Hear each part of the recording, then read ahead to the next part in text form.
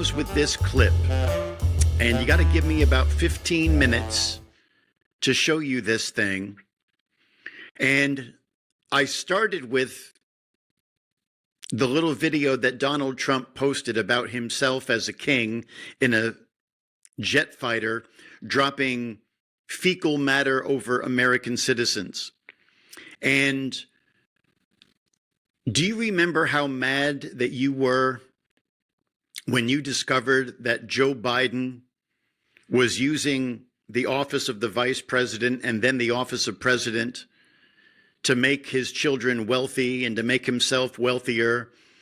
And we discovered that Joe Biden had peddled his influence and made about $30 million. And remember how mad that you were when you found that out? Well, I want to show you something today. This came across my desk and I started watching it. I wasn't really sure. It starts out kind of slow and, you know, you have to pay attention. And we're all kind of attention deficit, right? You really have to pay attention to what's going on. But the Trump administration is up to a lot of nasty things.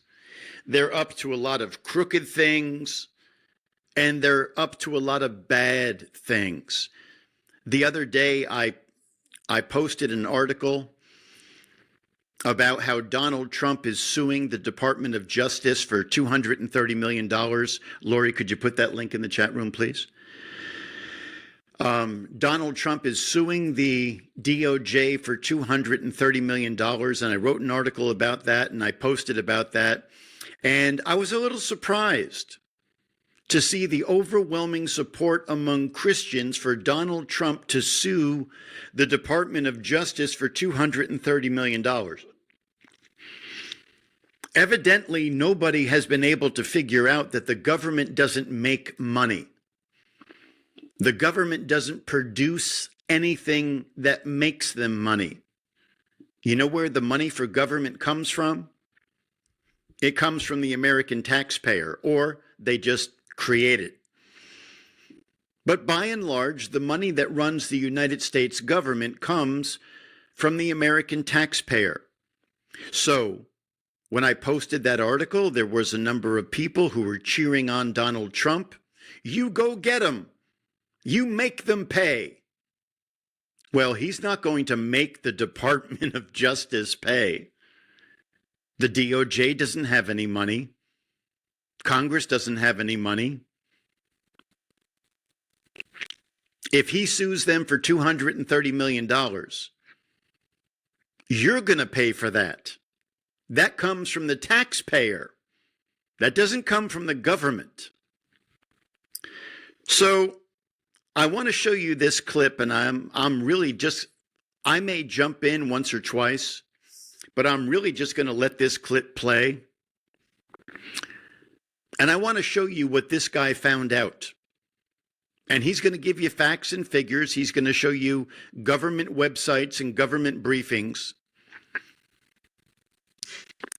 And I want you to ask yourself this question after you watch this video. Can you still support the Trump administration after you find out? And this is just one small piece of what's going on. But it's pretty bad and it's pretty big. So I want you to watch this. It's a video entitled Shame of a Nation, The Pardon of Changpeng Zhao.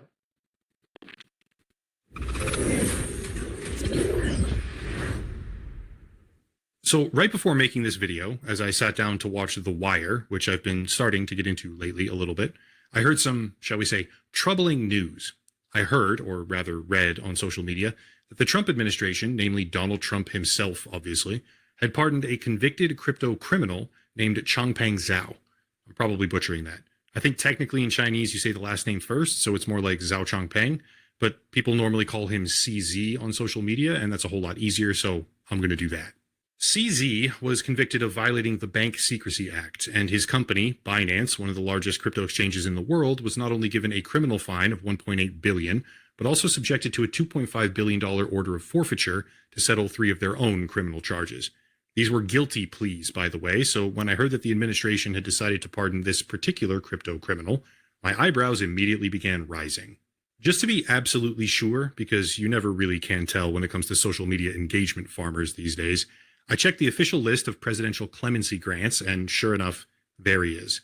As of October 21st, 2025, CZ has now been pardoned. But for today's video, I want to draw a sort of narrative picture for everyone and round out the context on who this is, what his organization did, and how the conflicts of interest are now so egregious and so obvious, it's difficult for me to look at the United States as anything other than a corrupt quid pro quo pay-to-play racket, where the more money you have, as long as you enrich the sitting president, the more you're allowed to get away with. Let me start by going over what they actually did, Binance and CZ, that is, as in what they admitted to and what they were convicted of, because I don't think most people understand the severity of what we're talking about right now. The words Bank Secrecy Act are sort of nebulous at best, and they don't really adequately. So let me just stop that right there and jump in for a second. Donald Trump has famously said that he is the crypto president, and he is going to launch a digital crypto dollar. And him and his family have made well over $2 billion this year alone. He has made more money this year from cryptocurrency than he ever made at any one single time in 45 years of any real estate deal that he ever made. Donald Trump has, his net worth has gone up by 300% since being sworn in. 300%. Something in the game has changed, and it's changed very rapidly and very drastically. I'm going to show you in just a couple of minutes where his son Barron, he's 19 years old, he's in college. He's worth $150 million. And I'm going to show you in this video that the way that the Trump administration and his family are enriching themselves, it is a criminal enterprise, and they are rigging the game from the inside. Describe the charges. So let me just quickly summarize with a few quotes from the DOJ and a couple of case documents from their civil trials. From the Sizemore class action against CZ himself, among others, we can see on page 25, quote, internally, Binance officers, employees, and agents have acknowledged that the Binance platform has facilitated potentially illegal activities. For example, in February 2019, after receiving information regarding Hamas transactions on Binance, Lim explained to a colleague that terrorists usually send small sums, as large sums constitute money laundering. Lim's colleague replied, "Can barely buy an AK-47 with $600. And with regard to certain Binance customers, including customers from Russia, Lim acknowledged in a February 2020 chat, like, come on, they are here for crime. Binance's MLRO agreed that we see the bad, but we close 2 eyes, end quote. Keep in mind, this is from a civil case, not a criminal one, but I want to start slow and begin establishing that they knew what was happening and they did it anyways.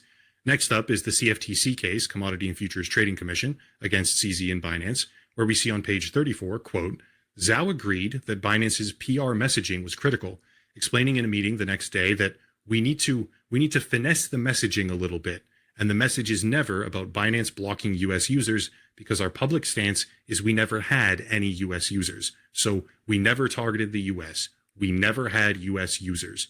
But during the June 9th, 2019 meeting, Zhao himself stated that 20% to 30% of our traffic comes from the US, and Binance's July 2019 financial reporting package, which was emailed directly to Zhao, attributes approximately 22% of Binance's revenue for June 2019 to US customers, end quote.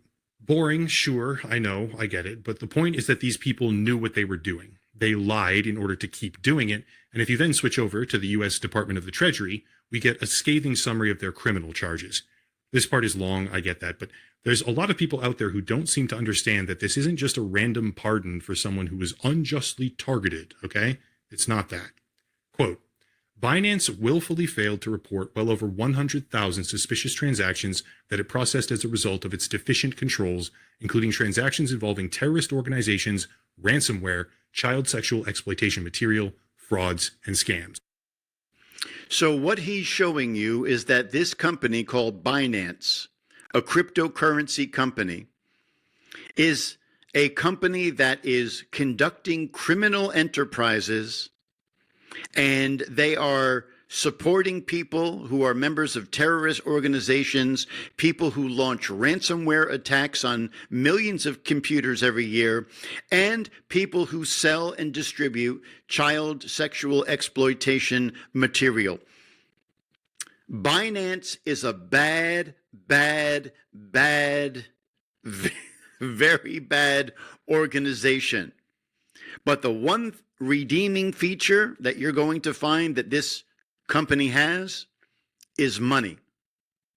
Unbelievable amounts of money. And Donald Trump is going to pardon the person at the top of this food chain because of unbelievable amounts of money. 1. Terrorist financing.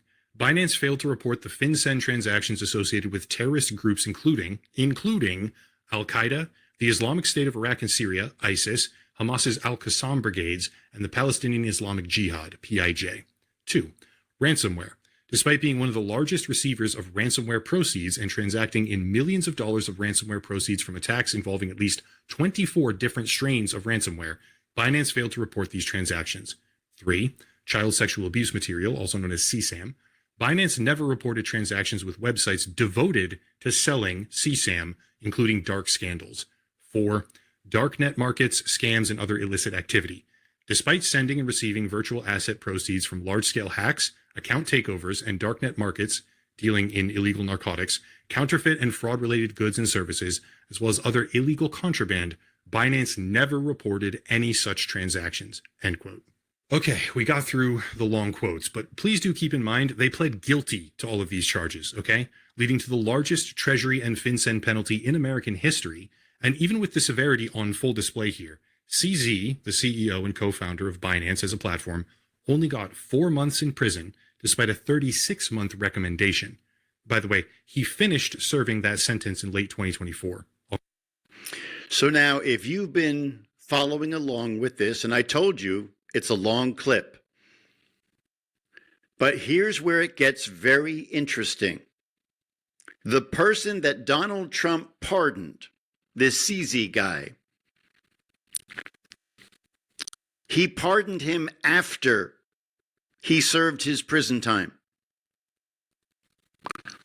You might say to yourself, what did he need a pardon for if he was already set free? Why would he want a pardon?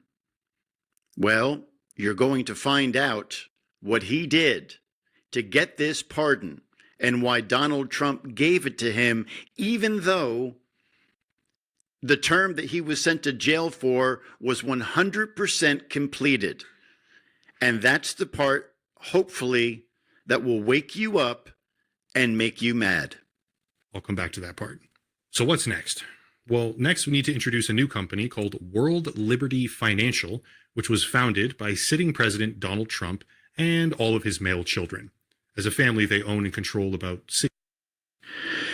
So he is telling you now about a company called World Liberty Financial. And look at the people who populate World Liberty Financial. Donald Trump, all of his children, Stephen Witkoff, Zach Witkoff, Alex Witkoff. Do you remember over the last couple of weeks when Donald Trump sent Steve Witkoff and Jared Kushner to the Middle East to ram his 20-point peace plan down people's throats? Those same people are with him in this company, Liberty National, making billions of dollars. That's how much money is exchanging hands here. And this shows you the immediate cast of characters. These are the 12 people that run Donald Trump's cryptocurrency company. Now, you might be asking yourself, well, what does Donald Trump's cryptocurrency company have to do with Binance, who was convicted of child sexual exploitation materials and helping to finance and fund terror networks? What possibly could be the connection between those two companies? And why would Donald Trump give such a man a pardon after that man was already set free from jail? 60% of the business. Important thing to be aware of, World Liberty Financial, WLF, is a crypto company which also has its own stablecoin called USD1. Now, a lot of people may not care about this, but what if I said that Binance actually helped create USD1?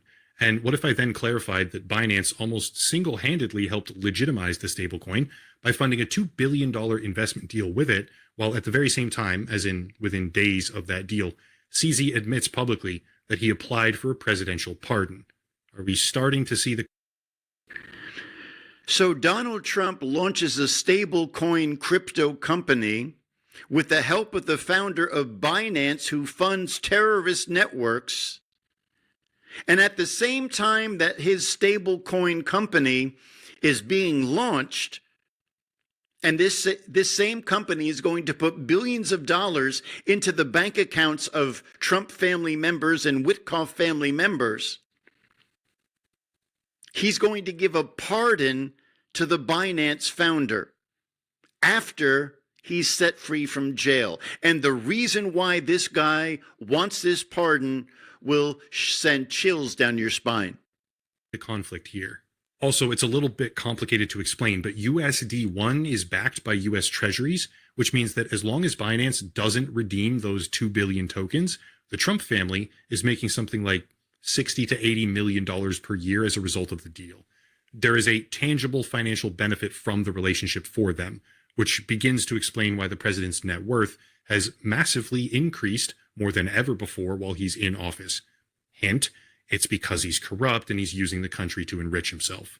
I'm not even close to finishing yet, by the way. How many people know that Binance in late 2024 heavily invested in another blockchain company called Hemi? By itself, no big deal. But about 1 year later, October of 2025, as in very close proximity to the pardon itself, which occurred on October 21st, October of 2025, Hemi partners up with a company called Dominari Securities, which is a subsidiary of Dominari Holdings. And if you look at the board of advisors for Dominari Holdings, you see Eric and Donald Trump Jr. What's more, if you check the SEC filings for Dominari Holdings, you can see that the address of principal executive offices is located at 725 Fifth Avenue, second floor, New York, New York. That's Trump Tower.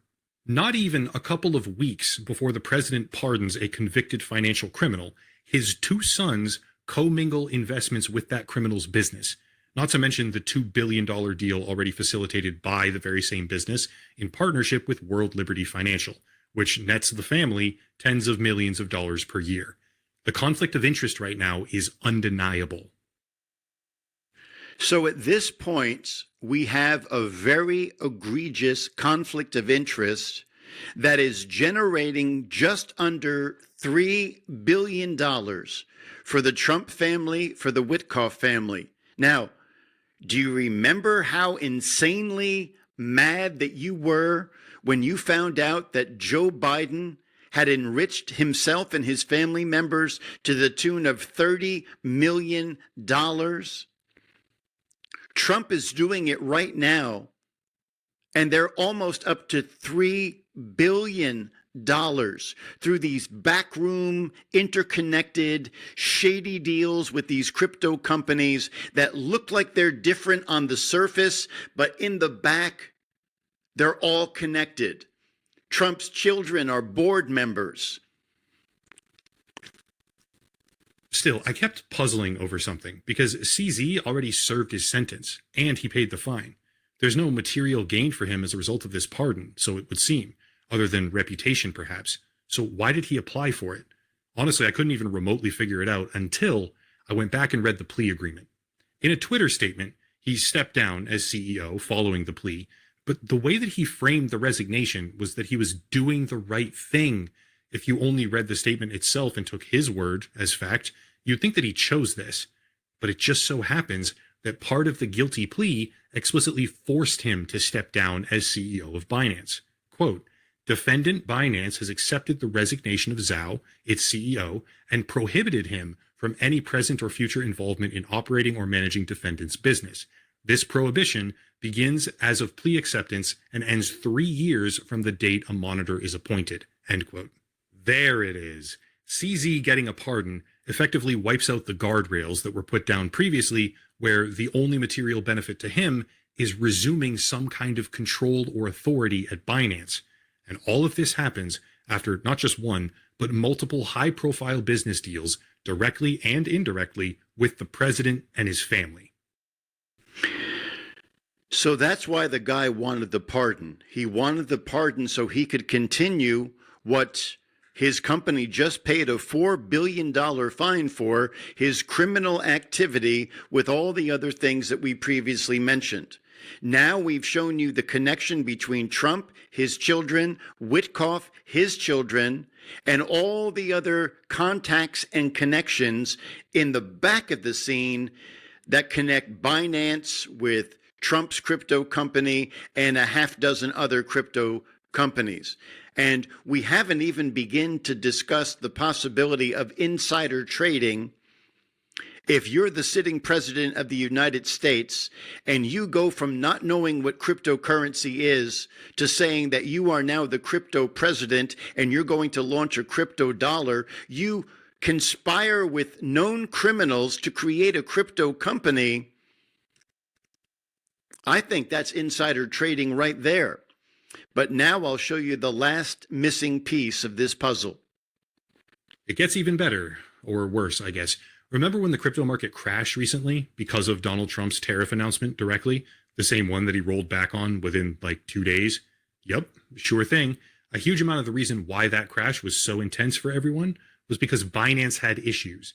And at the very same time, a specific crypto whale account deposited $80 million and then shorted the market perfectly within seconds of Donald Trump's social media post, netting almost $200 million in profit. Get this. So if you've been following what Donald Trump has been doing with his tariffs, one day he has 100% tariff on China, and the next day he rolls it back. One day he says to Mexico, we're going to have a 50% tariff on goods coming to us from your country, and then the next day he rolls it back to 20%. He says to Canada, we're going to have a 50% tariff on goods coming across the border, and then the next day he rolls it back to 10%. And you say to yourself, this guy is out of his mind.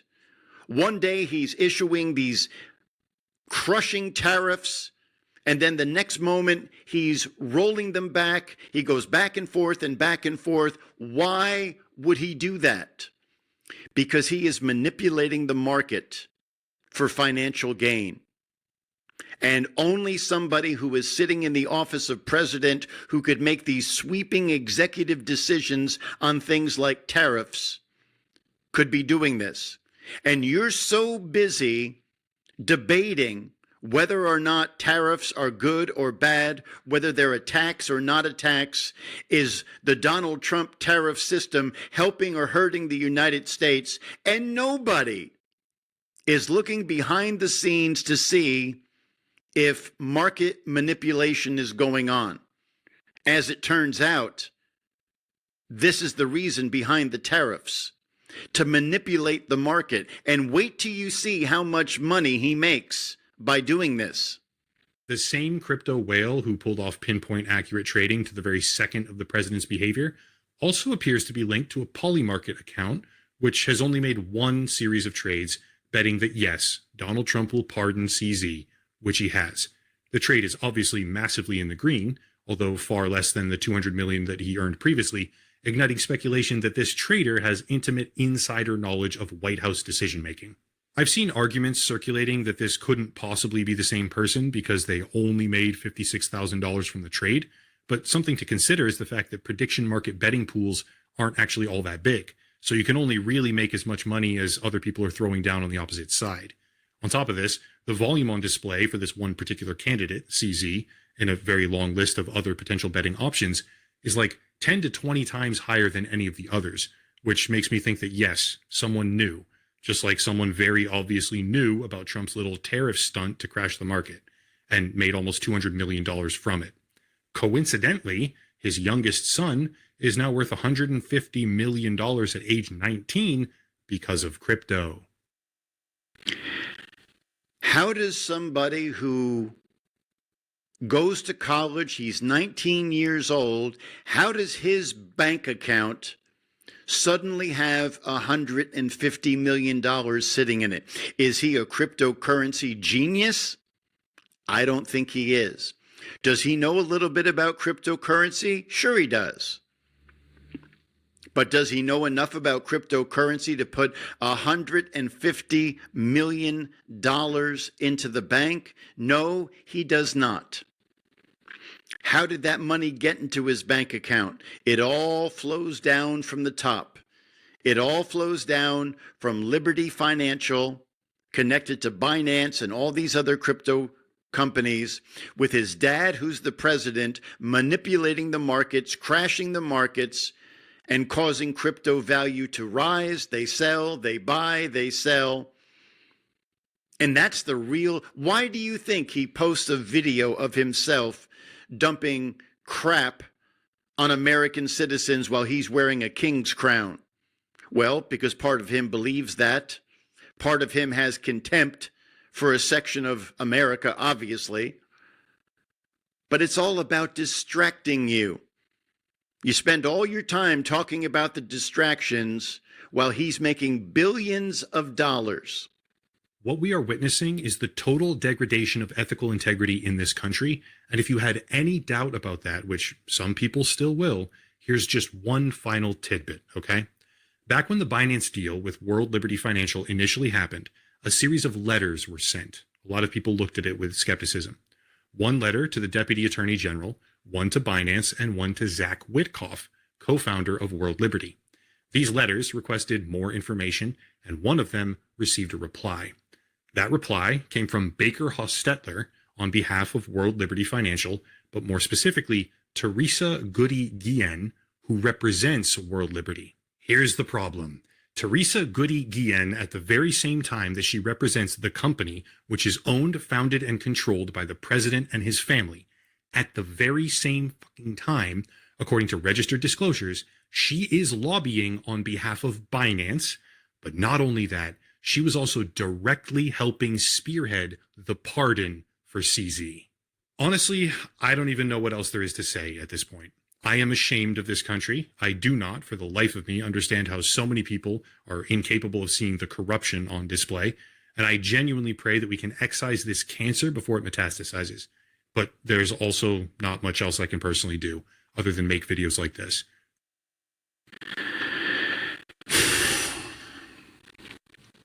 That's what the Trump administration is actually doing.